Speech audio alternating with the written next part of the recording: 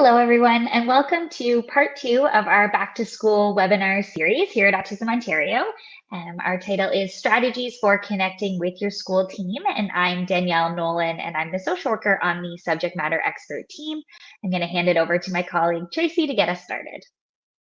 Hi, everyone. Welcome. My name is Tracie Lindblad, and I'm the speech and language pathologist on the subject matter expert team at Autism Ontario. So let's look at what we're going to talk about today. So our first area that I want to touch upon is some housekeeping items. So the first one is our conflict of interest. Danielle and I would like to disclose the following information. So our financial disclosure is that we're both salaried employees of Autism Ontario, and we don't have any other real or perceived non-financial conflicts of interest to declare.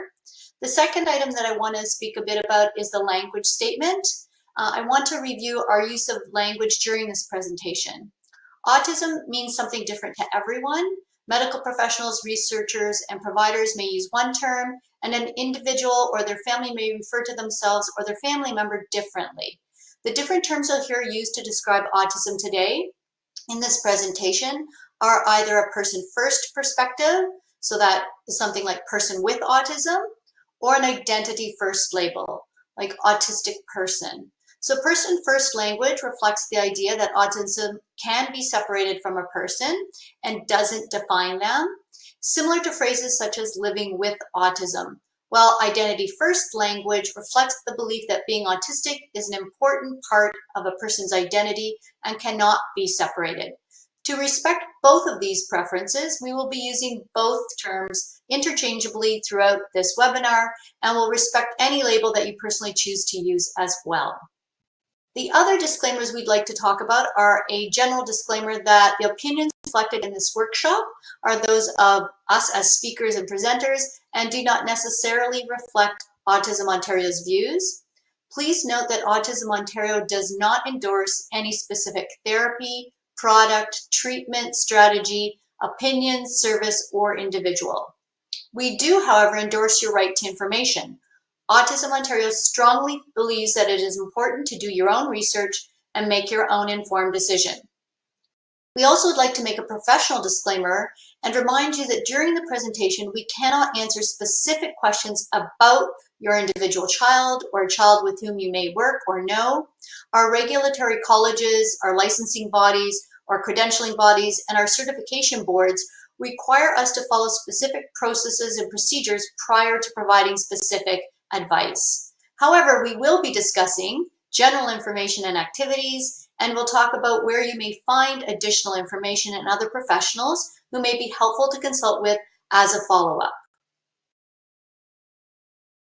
So our learning objectives and aim during this presentation is to increase your ability to plan effectively for your child's school transition, be able to identify the activities within the first 60 days of school which may lead to smoother transitions, and list strategies and activities which assist you in connecting with your child's school. So our agenda today is briefly organized around 4 main areas with a couple points to start as background information. We will briefly discuss where we are today and your child's pathway for school success. This pathway will take us through 4 main areas along that journey. The first area being preparing and planning. The second area would be what to expect in the first 60 days. The third area is developing your school team. And the final area would be about problem solving. So I'll hand it over to Danielle to get us started. Thanks, Tracie. To get us started, we want to acknowledge where we're at when starting school this year in 2022. The past 2 school years have been particularly challenging for children with neurodiversities and their families. Although the return to in-person schooling was supported by the Ontario Autism Caregiver Surveys in both 2020 and 2021, there is still a high level of uncertainty, and September will be another trying time for you as caregivers. The impact of the school closures on mental health was significant, and the Ministry of Education has committed to increasing funding for mental health supports at school in order to meet this need. The Learning Recovery Action Plan released in February outlines a specific focus on student resilience and improving well-being. Unfortunately, the specifics of this funding are still in process, but as we transition back to school, it's important to know that services and supports should be in place for your child. As parents, I'm sure you're wondering what you can do in the meantime to support your child's mental health. There's two ways you can help your child's anxiety and stress around returning to school. You can find ways to reduce the stress itself, or you can teach your children and youth ways to cope with their anxious feelings and their big emotions. One way to reduce stress is to talk to your child about their return to school.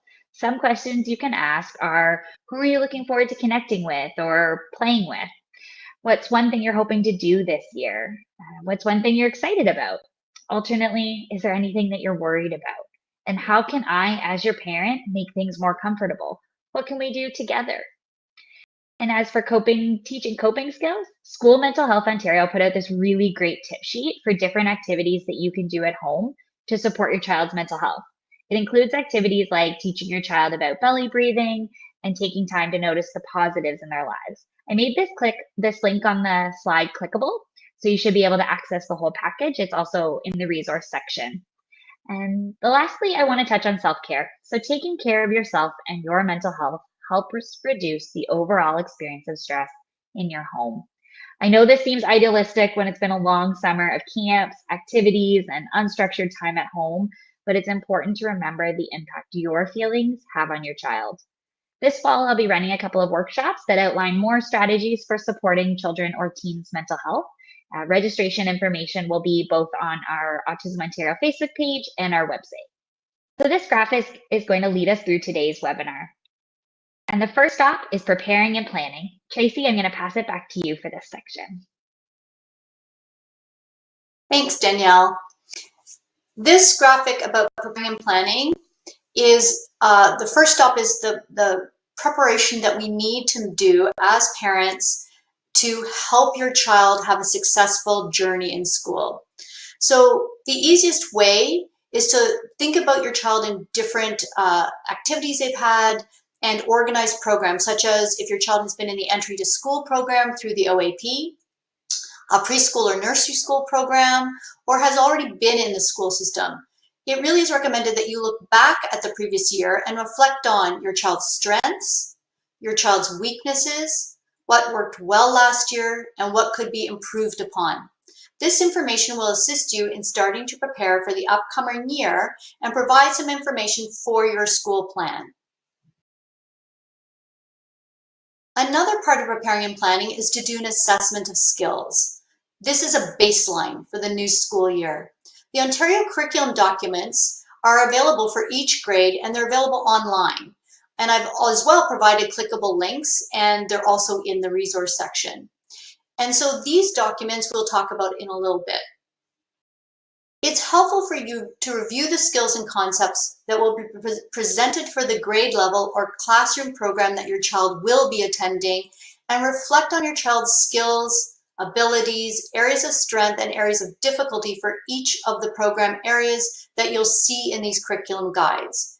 Your child's previous report card and IEP, known as the Individual Education Plan, may also contain some information which may be helpful in determining priority areas and skills for the new school year.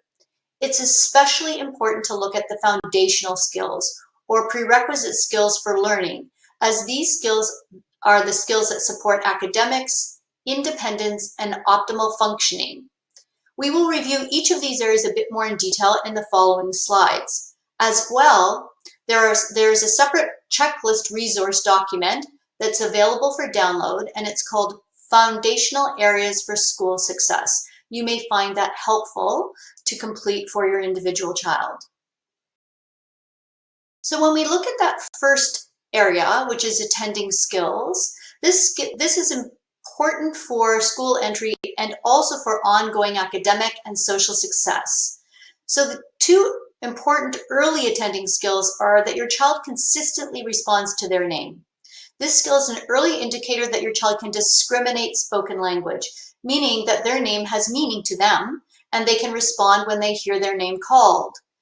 The second skill is that they use gaze checks during group instruction. A gaze check is a brief type of eye contact which signals to the teacher that they are actively listening and participating during the group lesson. In the next slide, this one, we are looking at imitation skills. Imitation skills is another area that helps your child to build their skills in a number of areas that are foundational or necessary for learning other more complex skills. For example, gross and fine motor skills form the basis of printing, drawing, writing, imitation, social skills, play, leisure skills, and observational learning. So gross and fine motor skills are an important area to look at.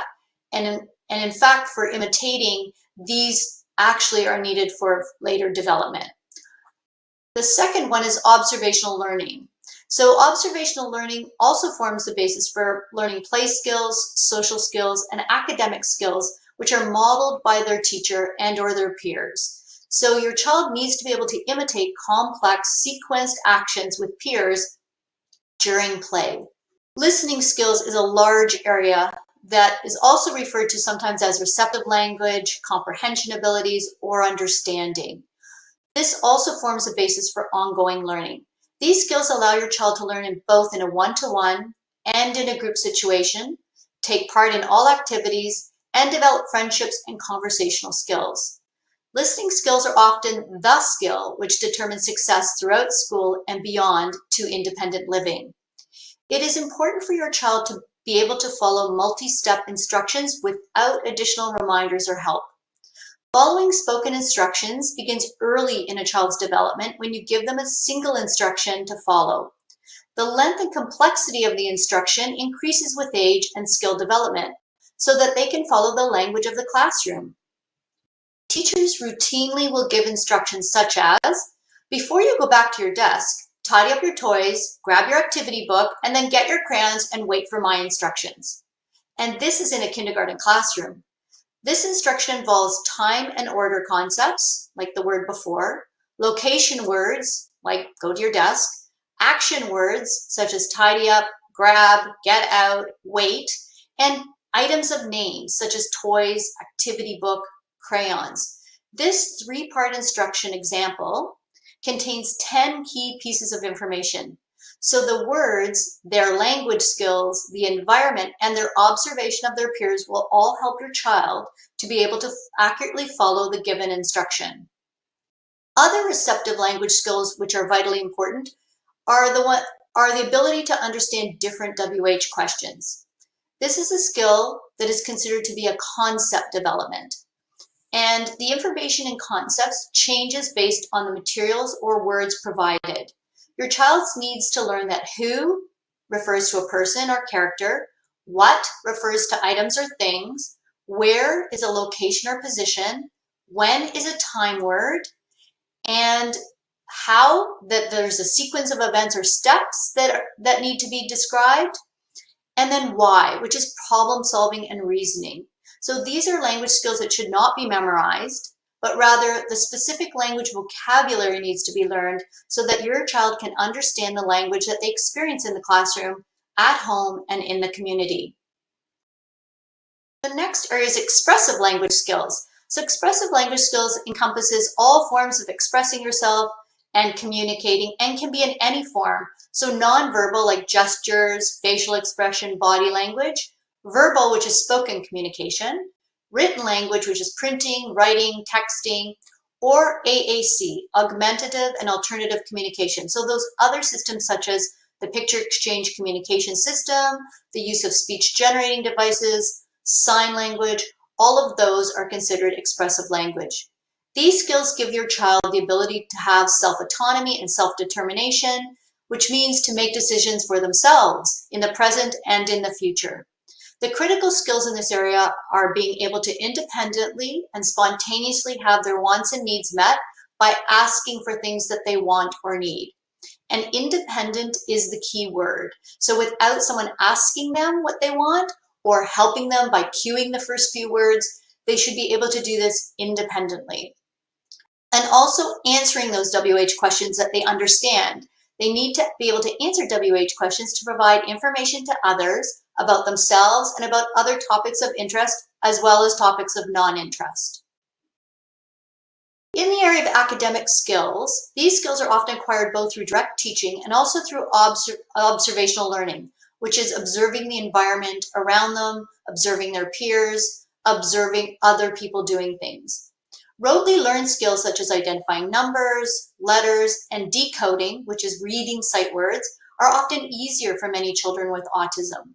However, using those skills in novel ways or as concepts are often very difficult and needs to be directly taught.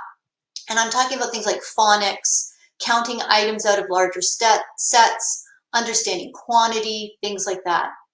Early academic skills such as rote counting to 100, completing visual patterns, identification of rhyming words, and early reading are all foundation skills for later math, reading, and writing.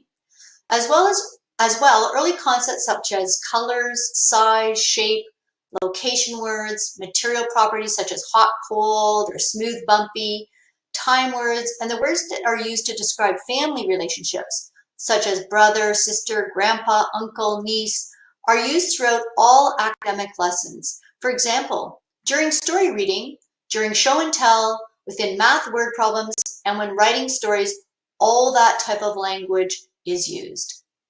Social skills is another critical skill for peer acceptance, school success, employment, and prevention of mental health problems such as depression and anxiety as your child ages. Social skills are also impacted by self-regulation, their ability to manage their own behavior, language skills, observational learning and imitation, and social motivation.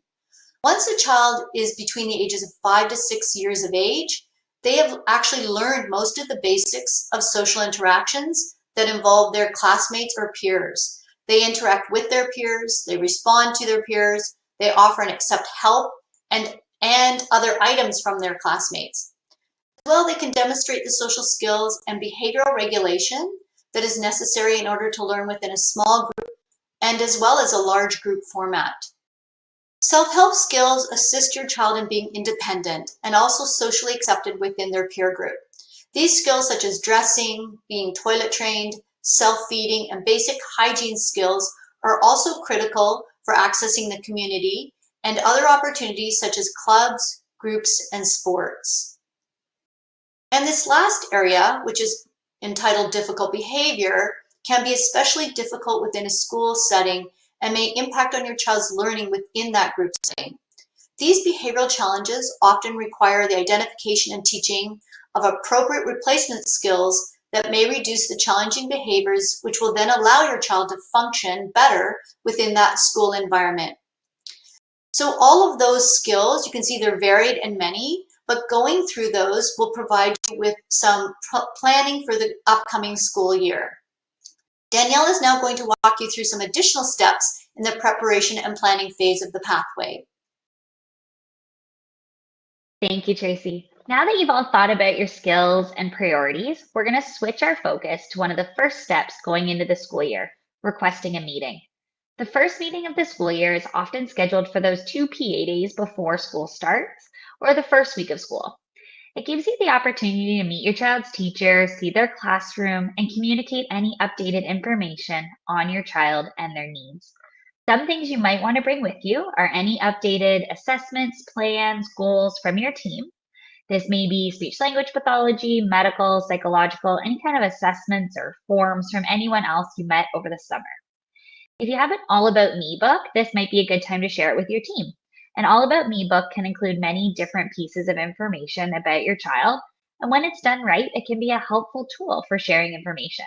I've made this link clickable too, so it's a template created by Connectability, and it may be helpful in giving you some ideas. Lastly, communication between you and your school team is really important, and it can be a complex issue, and it's important to consider how we best manage that communication. This communication is so important for many reasons. It helps build your relationship with the school staff, which can make a substantial difference in the quality of information that's shared. If your child has limited verbal skills, it can ensure you have an accurate understanding of their school experience. It helps with consistent expectations, goals, practices between home and school. And lastly, transparency and communication are crucial in fostering a sense of safety when your child's at school.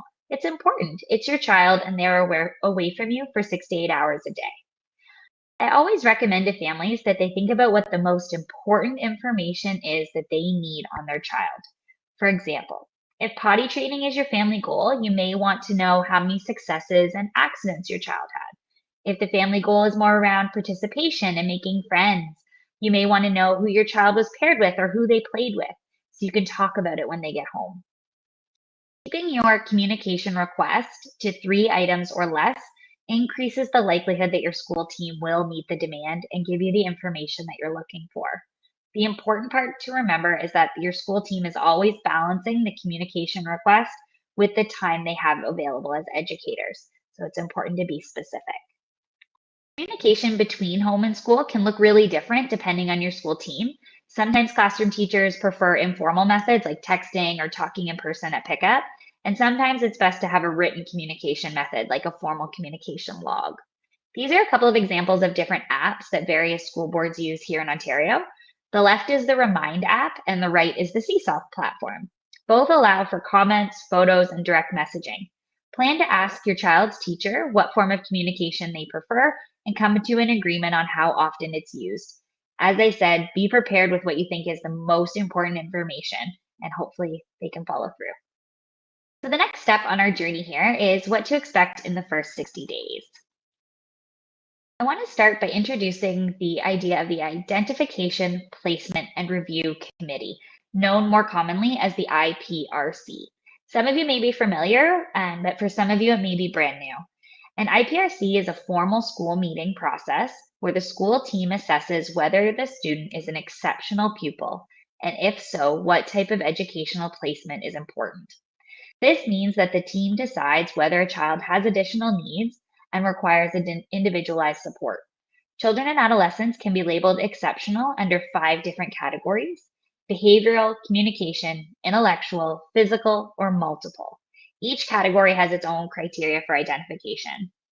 Most children with autism are identified under that communication category, and the criteria outlines autism as a severe learning disorder characterized by many criteria, including challenges in relating to their environment and a lack of pre-language skills. The communication category is also where speech and language impairments, deaf and hard of hearing children, and children with learning disabilities. Some autistic children may be identified under the multiple category if they have a comorbid physical diagnosis like cerebral palsy or a developmental disability like Down syndrome.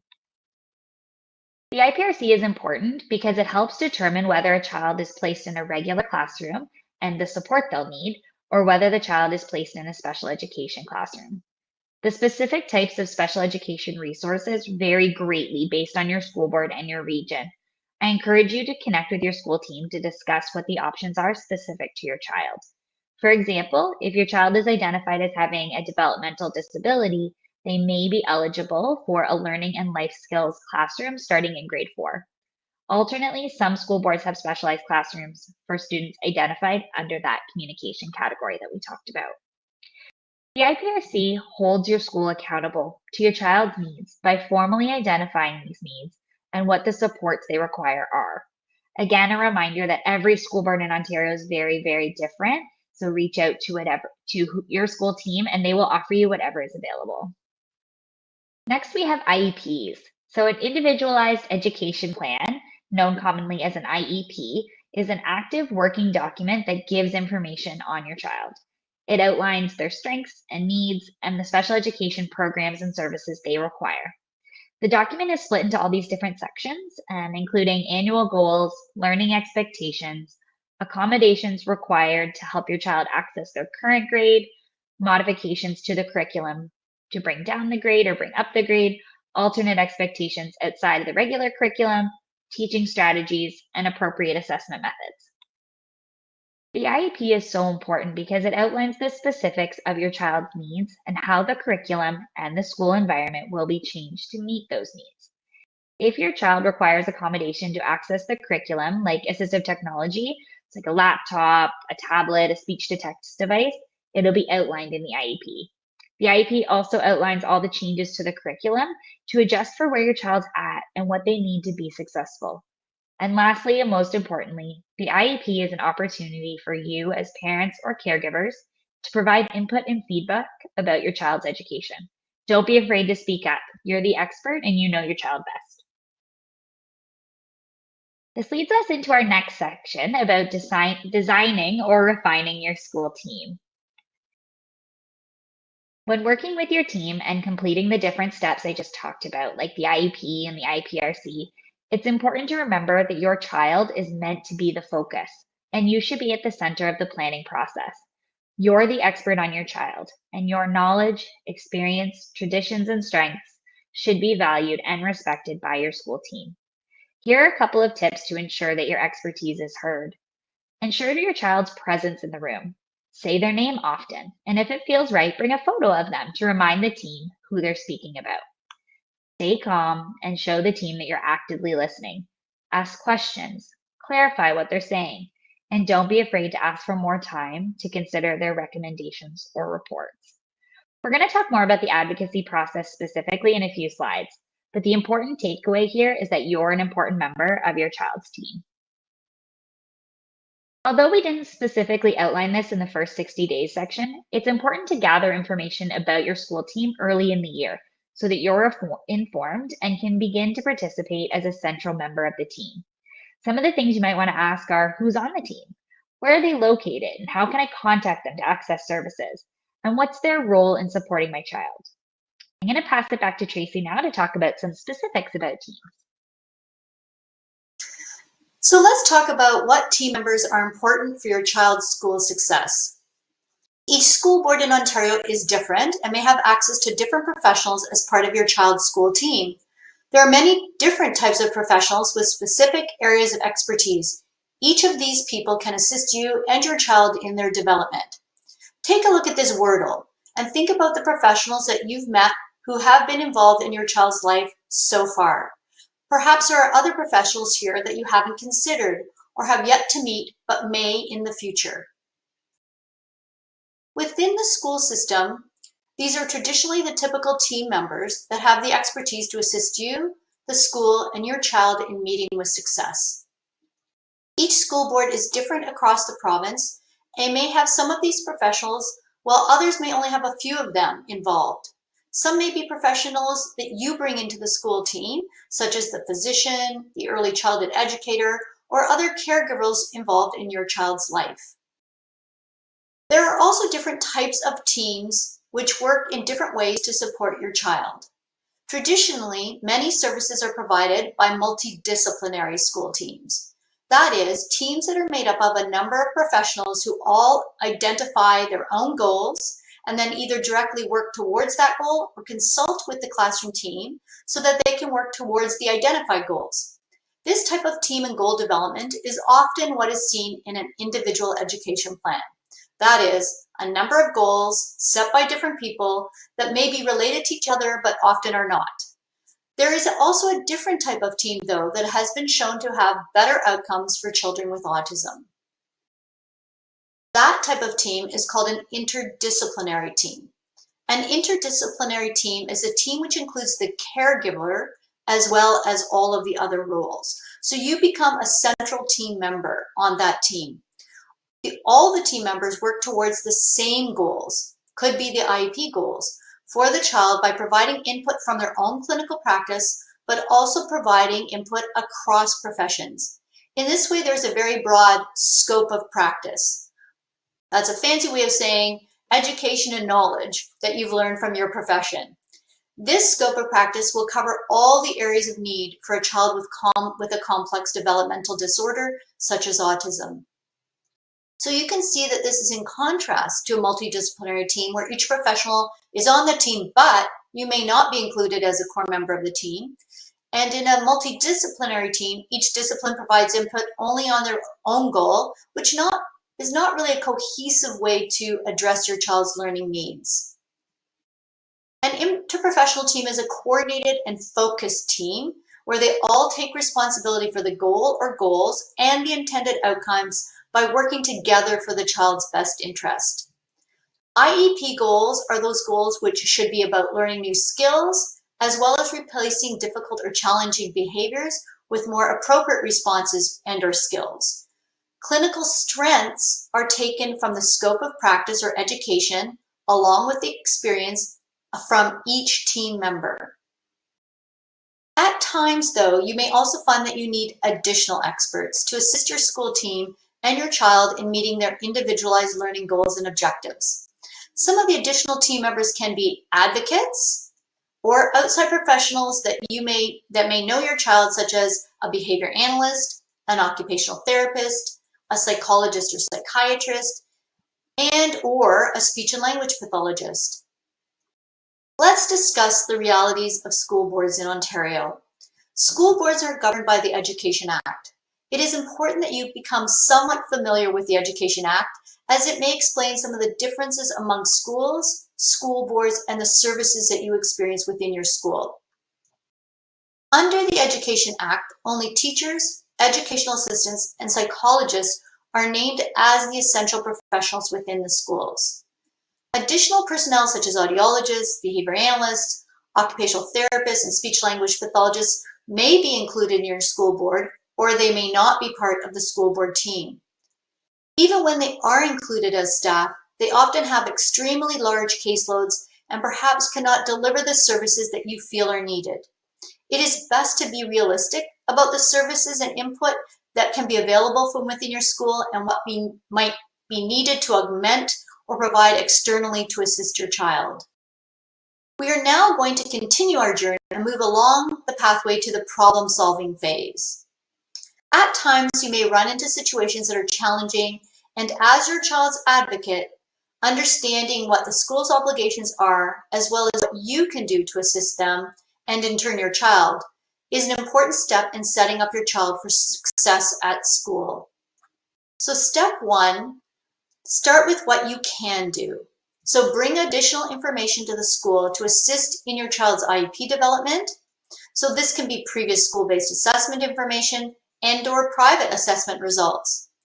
If things aren't going well, additional sources of information may be helpful.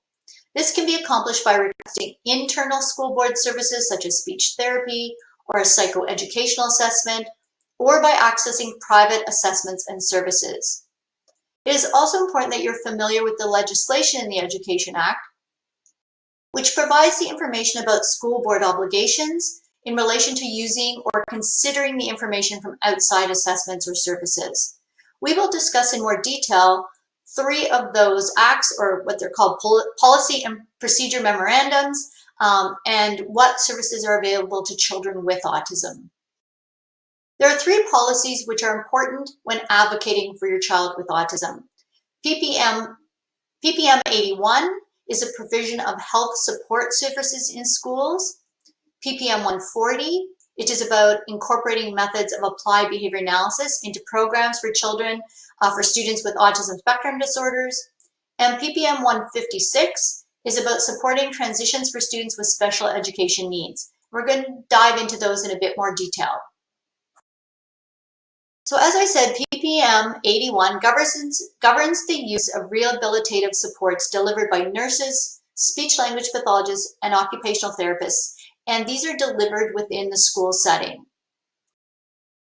PPM 140 governs the use of ABA, which is applied behavior analysis within the school setting, and behavior analysis in education is a subspecialty area in the field of ABA.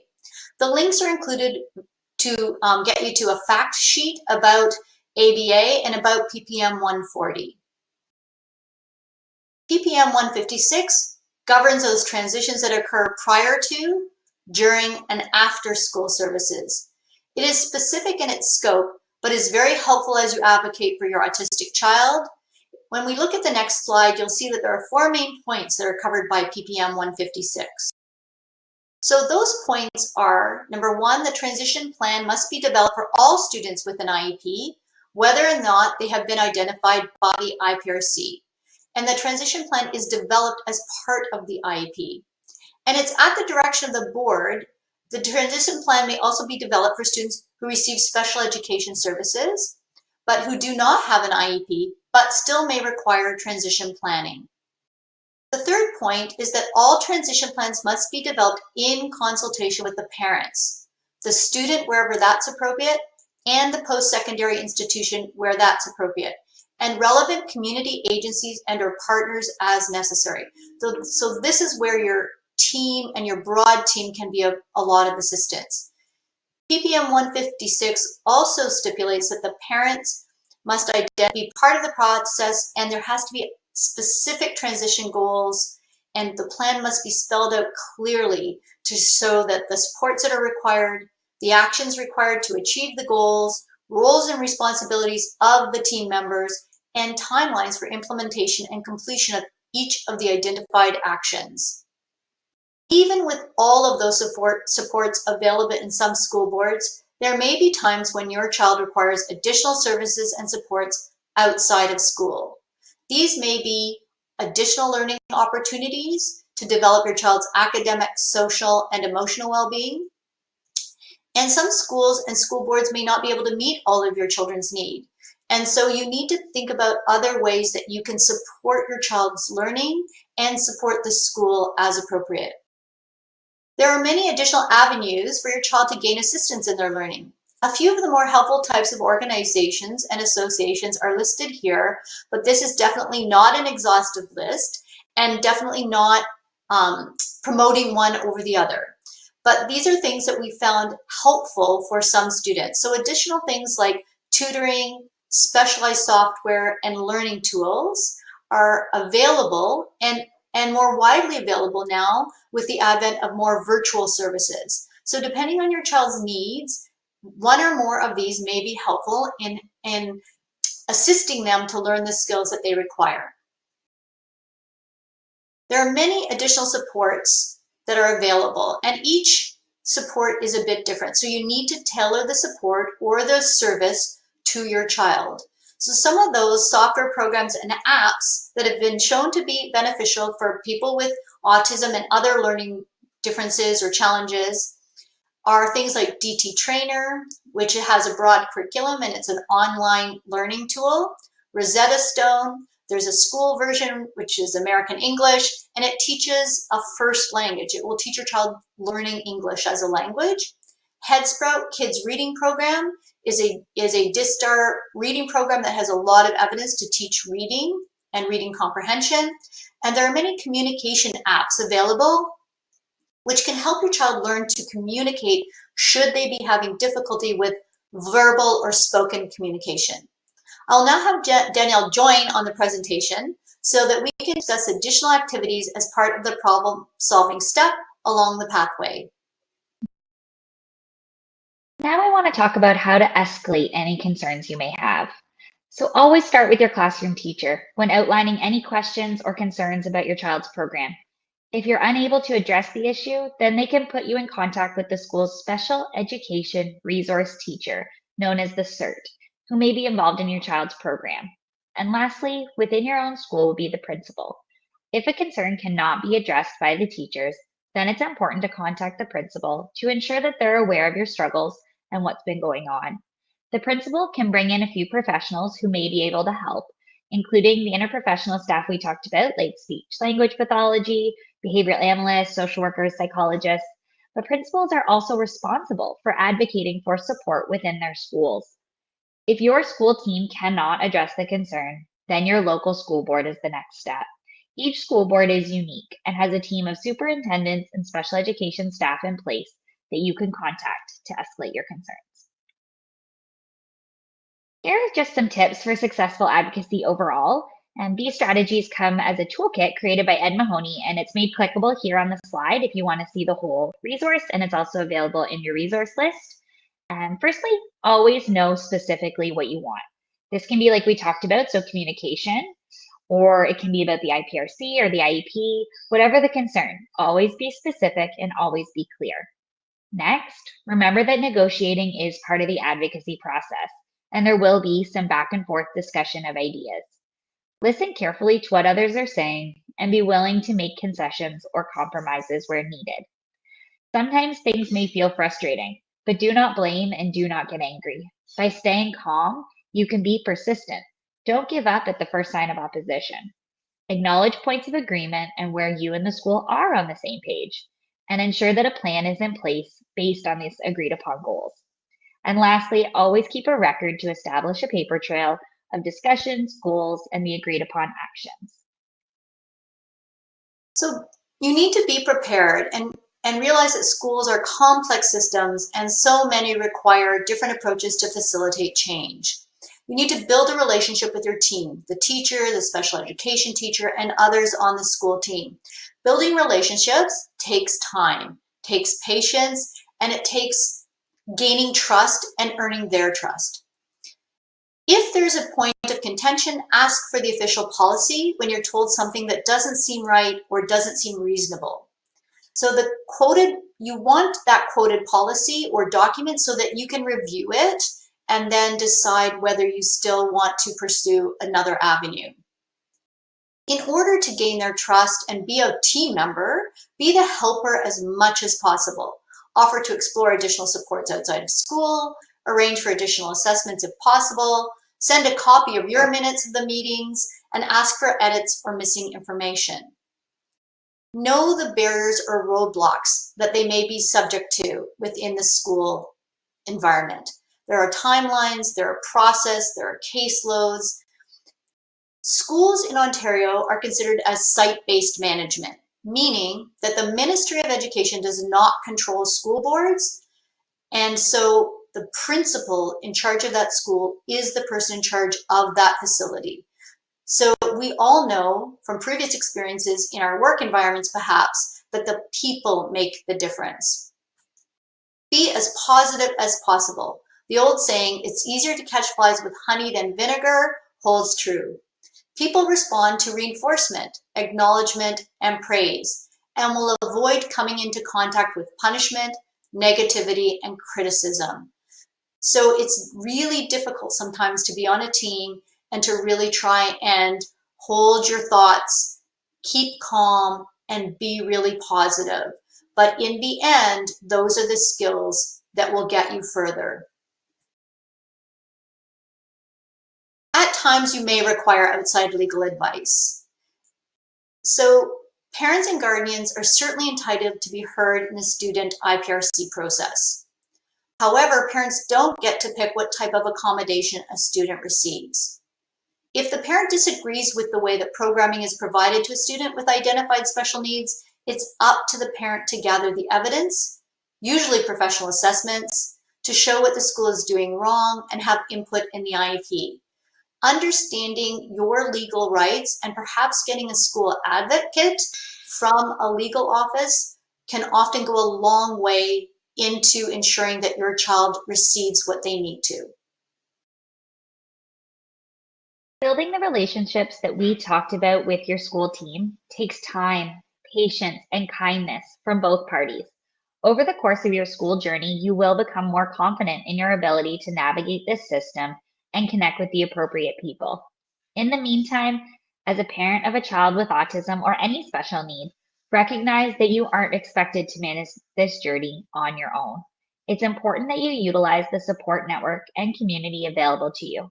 Grandparents, neighbors, extended relatives, and other people in your community may not always know how to support you and your child. Ask for help and be specific about what can be helpful.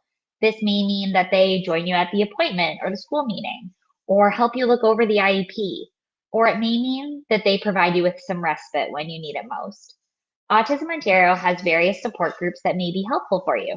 We've included that link here in the slide if you're interested, and some of the most popular ones are a group called CARES, and there's also regional coffee chats. Lastly, we want to encourage you and your family to focus on the positives, no matter how small. There's a common Muslim proverb that says, a lot of different flowers make a bouquet. And I think that's a beautiful way of understanding your child at school. They're each unique and deserve to be celebrated and appreciated.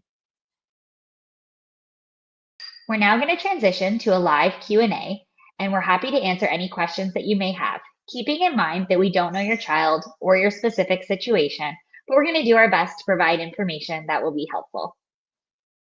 You starting, Danielle? Yeah. Okay. Hi, everyone. Thank you for joining us today for our Part 2 Strategies for Connecting with Your School Team. This is a relaunch of a webinar that we did last summer, and I realized watching it today that although there were references to COVID-19 and the return to school, I think a lot of the information still stands. There's still a lot of anxiety and worry going back to school. For those of you who joined our part 1 with our colleagues earlier in the week, there were some questions around how to support your child if they are experiencing anxiety and worry about going back to school.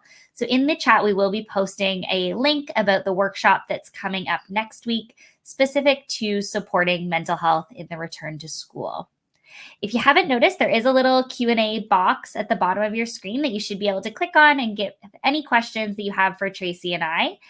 And we can do our best to answer them. I know we have a pretty full group today. Tracie, is there any update you wanted to provide from our content from last year or any new information that we should be sharing? No, I think you've said it, but again, welcome to everyone. It's a new school year is always anxiety provoking for not only the children but the parents as well as teachers and everybody that work in the school board. I think the other thing that I just wanted to mention is that Autism Ontario has a lot of resources that we've developed. The subject matter expert team, that is, has developed over the last year. And if you go to the Autism Ontario website, and on that first page, if you just scroll all the way down to the bottom, you'll see a little icon that says resources. And there's lots of on-demand webinars about all different topics that you can find there that may give you some additional information and help with your child or an individual that you may be working with. And I know today, I think we have a mixture of caregivers, parents, as well as professionals that are interested in our topic. So I see there are some questions, Danielle, if you want to. Yeah, I think that when you registered, it did ask if there were any questions that you had. So I think we've answered some throughout our presentation, but there were a couple I did want to address. So someone had been wondering about advocating for their child's education and how to get help. There was a slide during our presentation that had a little staircase that walked you through the various steps of how to advocate within your own school. But in the last year, there has been this really great resource put out by Justice for Children and Youth, and it offers some little videos and cheat sheets and information tips about how to access information and how to advocate that we might not have covered. On the resource list below, so below the screen as well, there should be a little resource tab. And there's one that I think is titled Resources for Connecting with your school team. So that's our list from last year. And there is a couple of good ones on there as well. I think it's called Navigating the Maze by Ed Mahoney. So I think those two resources can hopefully add to what Tracie and I introduced today. Tracie, anything you want to add for advocacy too that I might have missed? No, I think I mean, we've covered a lot of information, and some of the information itself may be overwhelming to people that are hearing some of this for the first time. I think the important thing about advocacy is finding out right at the beginning those people within your school that are in charge of special education. So usually there is someone who is tasked with that. Lots of times it's a vice principal or a special education resource teacher. Really find out who's there, who can assist you and help your child. And that's a really good place to start.